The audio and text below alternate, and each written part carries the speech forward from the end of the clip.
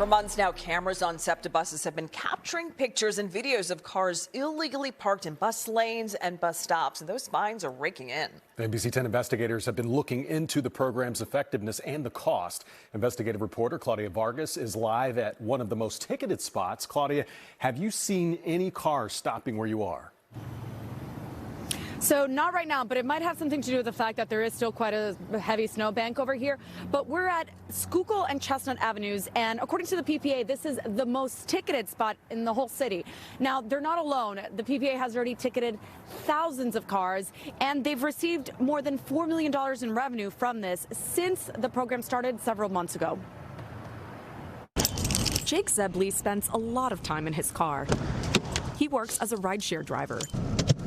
And in September, he was in his car at this intersection. Sitting there, wait for a ride, a bus goes by. Didn't think anything of it. 1 week later, he received a $76 ticket and this video. A camera inside the bus caught his car in a bus stop pulled over with the flashers on. When you got that ticket, what was your initial reaction?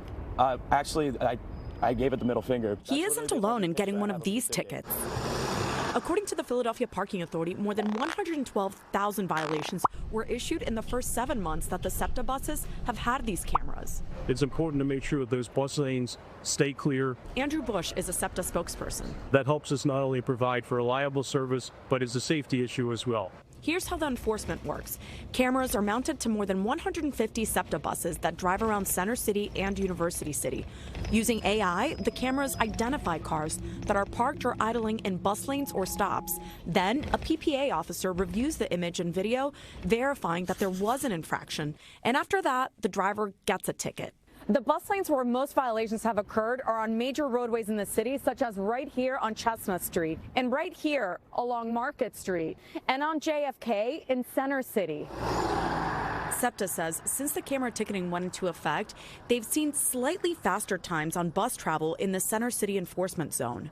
And even though the cameras are on the SEPTA buses, the agency doesn't get any of the money. Fines go to PPA and the city, since the Parking Authority is the agency running the program. The way the city code is, all on-street operation funding goes to the city. Parking Authority Executive Director Rich Laser says this is just a different way for the agency to issue tickets without having parking enforcement officers on the streets doing it. PPA is contracting with Hayden AI for this program. The NBC 10 investigators looked through the contract and found that the Parking Authority pays about $400,000 per month for the camera and other services. So far, for the first 7 months of the program, those bills have totaled $2.8 million. At the same time, people have paid more than $4.3 million in ticket fines. Hayden AI tells the NBC 10 investigators it has seen a reduction in double parking, bus stop parking, and no stopping violations since the program began. The PPA expects compliance to increase and the number of tickets and revenue to taper off. Is this at some point going to be not cost effective anymore? I think the goal is, at the end of the day, I know, is to really have folks be in compliance, so sometimes you do have to pay for costs for that. Philadelphia is among 10 major cities now using this sort of technology on its buses. Eric Wong researches AI at the University of Pennsylvania. He says this type of technology is reliable, but not foolproof. They're never 100% accurate. Right.